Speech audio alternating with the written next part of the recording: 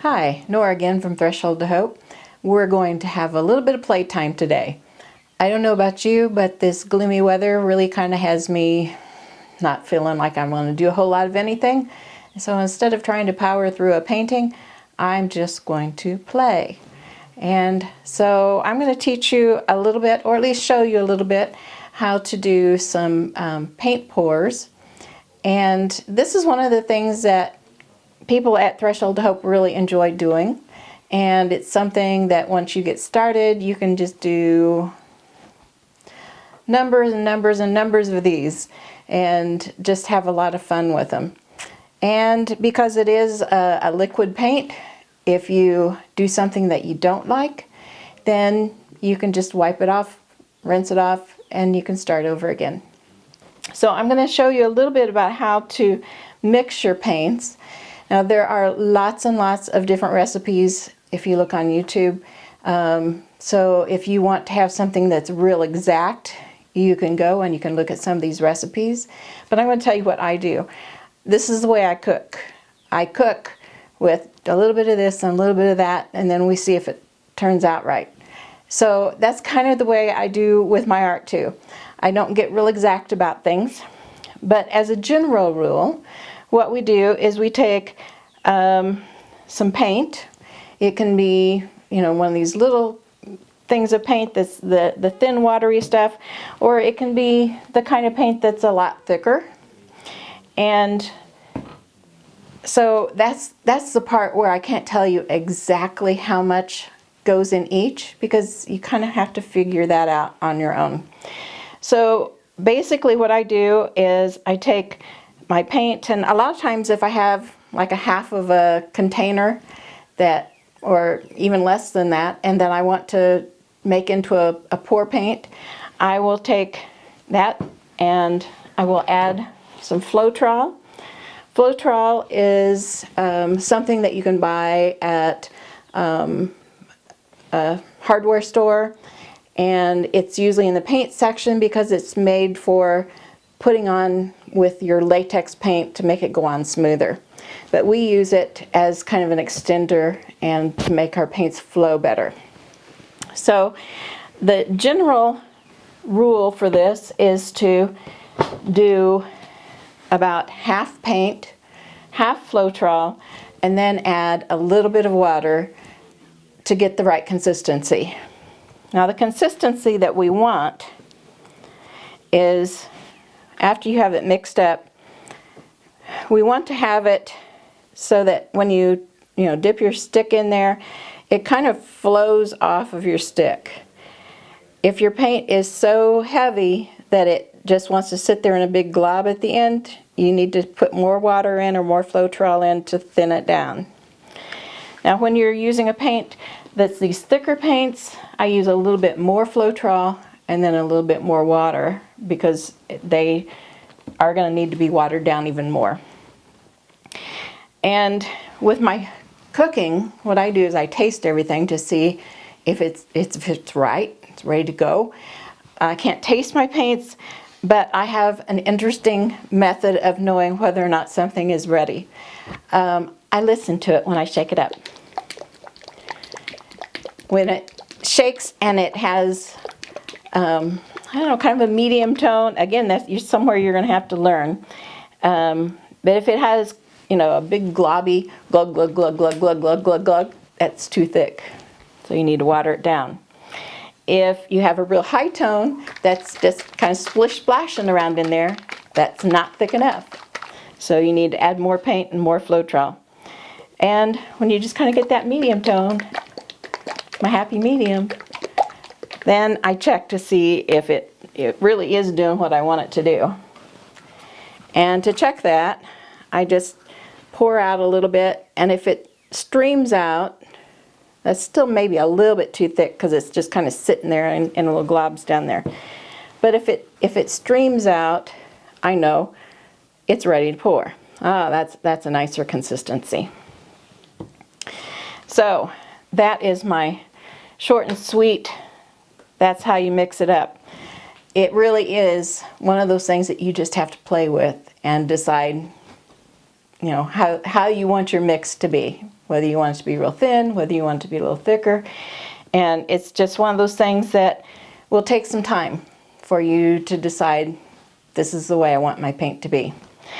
Okay, so if you're just doing a small project, you may want to just mix up a little bit of your paint into some of these little cups. If you feel like you're going to be doing a lot of paint pouring, you may want to save whatever kind of squeeze bottles you have and use those to put your paints in, so that instead of having to mix every color in the cup and then pour it, you are ready to go. You can take them up off the shelf. Usually if these squeeze bottles that have the holes in the top, I put a little tape across the top, so that kind of makes them a little bit more airtight and they don't dry up on me. Okay, those are my basics. And so now I'm just going to play, and I'm just going to do multiple things here and just enjoy watching. It's kind of mesmerizing, and I hope that you will really, really enjoy watching this. Okay, so here I have a pan that I don't use in my kitchen. This has been used for a lot of different craft projects. So you can get the foil pans at Sam's or at the Dollar Tree that are about this size if you don't have a pan you want to sacrifice for this. But I'm going to show you several different things that you can do your pours on. Tiles are one of the things that are the cheapest things that you can use to do your pours on. And they're some of the nicest projects once you get them done.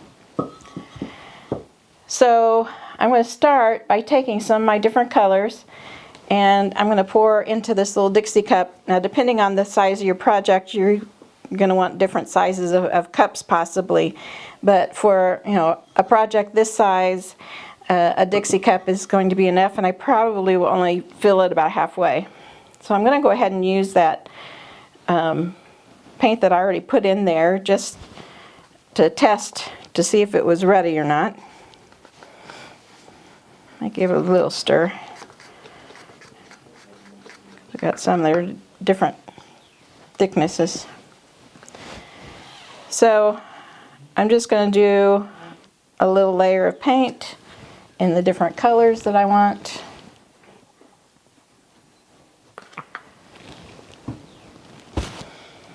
Here's my white.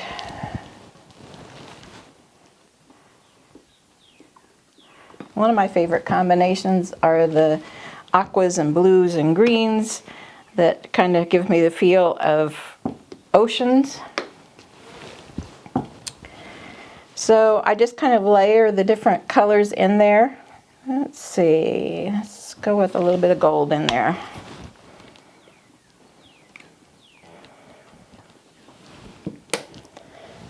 And we'll go with a little of copper.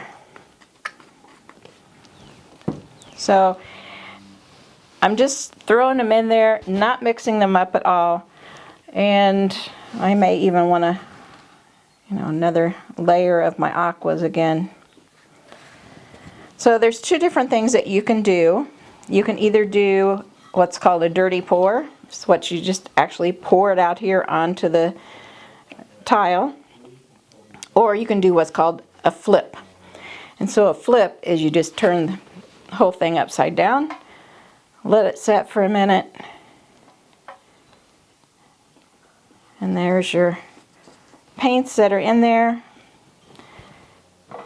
And when I'm starting this, and if I think that I'm going to have more than enough for one project, this may not go for the second one, but I'll put a smaller one down here. Sometimes I like to catch my leftover paints just so that I don't have to waste them. And just keep moving it around. Now some of those paints are a little bit thick because you can really see that it's kind of having a hard time running.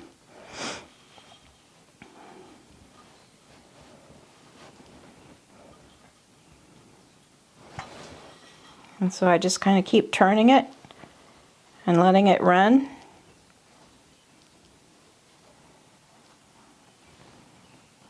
Okay, so my half a cup for an 8x8 was not quite enough. I used about a half a cup and had 3 4x4 tiles, so I thought we would be doing good here, but okay, let me see if I can just pour back and forth. And if all else fails, I can grab some of these colors and I can either start a new layer and re-pour it, or I can pour it right onto the tile. I think I'm just gonna do another little layer here. I want the same kind of feel as I had before.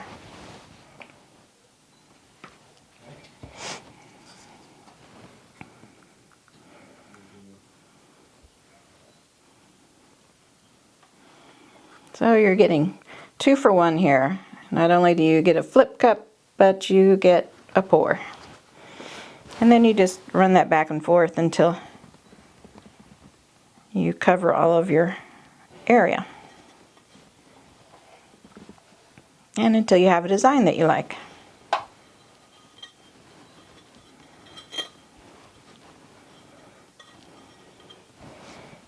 Still have a little bit here that doesn't want to cover, so I'm going to just throw a little bit more there.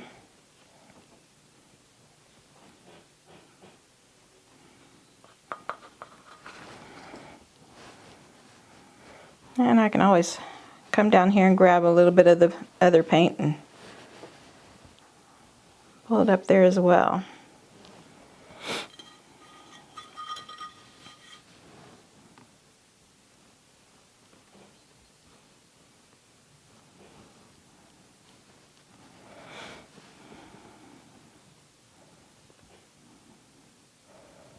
And you can just play with that until you have something that you like.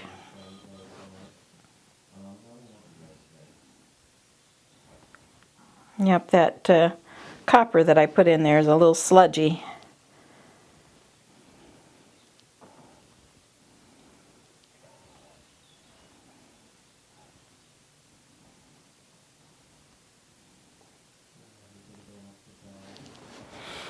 Okay, then I just pull something that I can set those on and set it off to the side, let it dry. Okay, so I've got this little bitty one down in here, so I'll just go ahead and do that, and this will give me a little 2x2 magnet.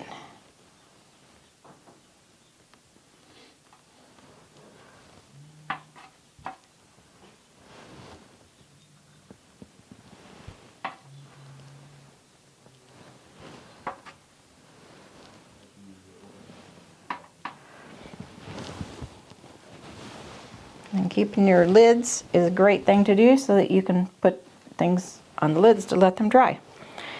Okay, so there is one version of what we can do. Now this one that I did earlier is still wet, so it's still glossy. I did, after I had put some white paint on the canvas, so it made the whole thing run a lot faster. So I'm thinking I probably can do the same thing with a canvas that I don't want to use anymore. So here I go, experimenting on you.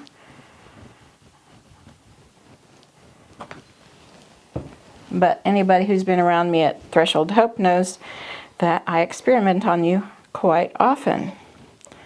Somebody will say, "Can we paint this?" And I'll say, "I don't know, let's try it." So I'm just using my little stir stick here to put the paint across my... About to drip on your painting here. Oh, okay. Well, that would be interesting. Okay, so I'm going to stop there, and I'm going to pour me something that's... Something to go with blue. Something that'll go with blue, yes. So, perhaps some of the same colors that I used before.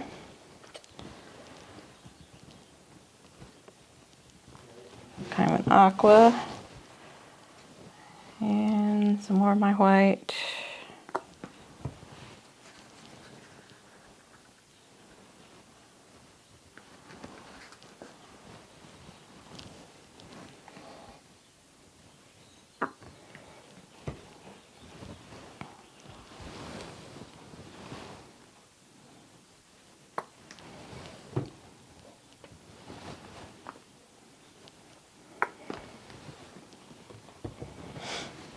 Okay, so because I already have, you know, the blue coating on there, this is going to pour and it's going to slide much quicker than the other one did.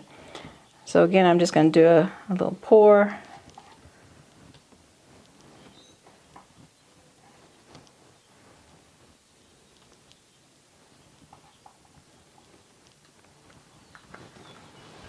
So already I'm liking those colors.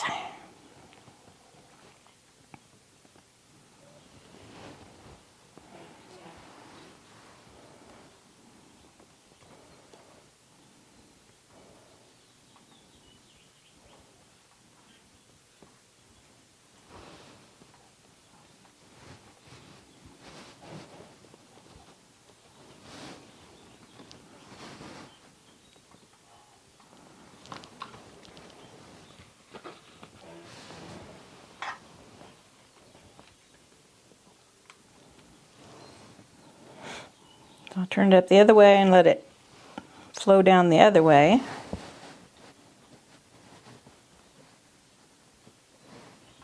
I like to cover my sides, so kind of use some of that same paint that's dripping off the edges to help cover the sides.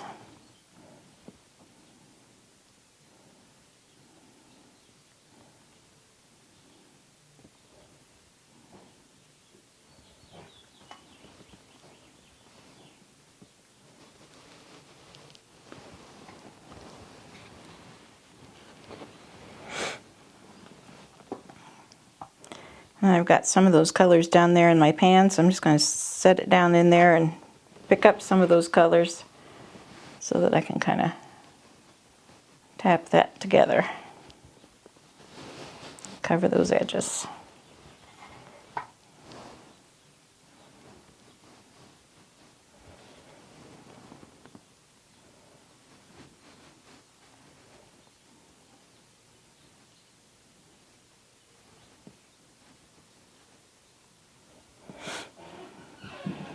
You've heard the saying, watching paint dry. Well, this is watching paint run.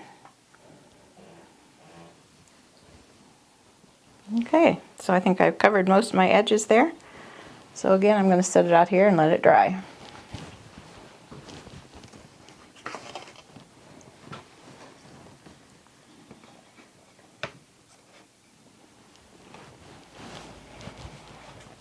Okay, so I'm going to let those dry, and we'll come back in a little bit after they're dry, and I'll tell you a little bit more about some things that you can do with them after they're done. So we'll see you later. Okay, so we're back. It's taken about, well, it didn't really take 24 hours for these to dry, but I let them dry overnight so they would be good and dry. And so you can see that now that they're dry, they've lost all that gloss. And so they're pretty much a matte surface. The ones that have been done on the canvas, they've kind of soaked into the canvas. You don't really see any texture on them. It's just, you know, pretty much soaked into the canvas there.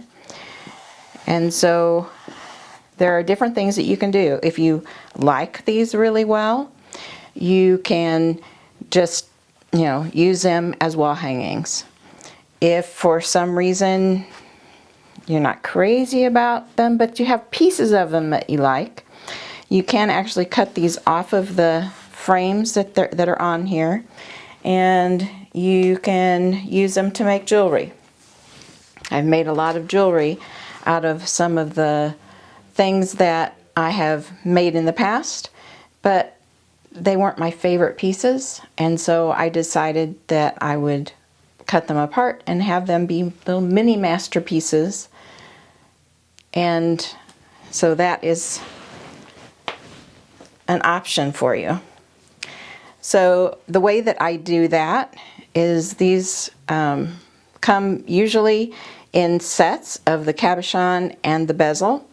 And so what you do is you just kind of sit this down here and run it around on your canvas until you find something that really appeals to you, and you decide that's what I would like to have on my piece of jewelry. And so then you would glue that down using either an E6000 glue or a glue called Diamond Glaze. And you put the glue on the bottom of this, run it around with your finger until you smush all of the glue and all the air out of it. And then you'd want to have a book or something that you would place on it so that you would keep a good tight surface on that. And of course it would be cut off the frame, so it's not going to be bending in like it is now. So that's just one of the things that you can do with them. These little ones I dipped in the paint after I had the paint in the pan, just because I wanted to use up some of that paint. So those can become nice little magnets that you can use for the refrigerator. And this actually has an epoxy resin coating on it, which makes it nice and good and shiny and hard. And then I just used, I got a roll of cork from my hardware store, cut the cork to the size that I want to be, on the back, glue it down with hot glue or the E6000 again, and then glue your magnet on the back of that. So those can become nice gifts. Your tiles, the tiles can be either done with the glossy resin, which gives them a really nice gloss to them, or you can do them with a spray. I use the Rust-Oleum triple thick or the 2 times thick glaze. And so this doesn't give you quite the same gloss as the resin does, but it does bring back the gloss to it. And you can use a couple of coats of that and that will give it a nice shine. So those are just some ideas about what you can do with some of the things that you've created. And sometimes the ones that you pour out last are the ones that you like the best. And sometimes the ones that you thought you weren't going to like, once they're dry, you think, yeah, I kind of like that. So just have fun with it. And just use up some of those stray paints that you have, maybe the very ends of bottles, and throw in some of the Floetrol. Or if you don't have Floetrol and you don't want to go to the hardware store and get Floetrol, if you have some white glue, like Elmer's glue, you can use some of that as kind of an extender in it, and then a little bit of your water. And just have a ball. Find whatever surface that you want to decorate and start pouring some paint. And as an aside, I just want to give a big thank you to my tech person, my husband Dave. And because without him, this would not be happening, because I wouldn't know what to do with it. So thanks, Dave, and we'll see you later.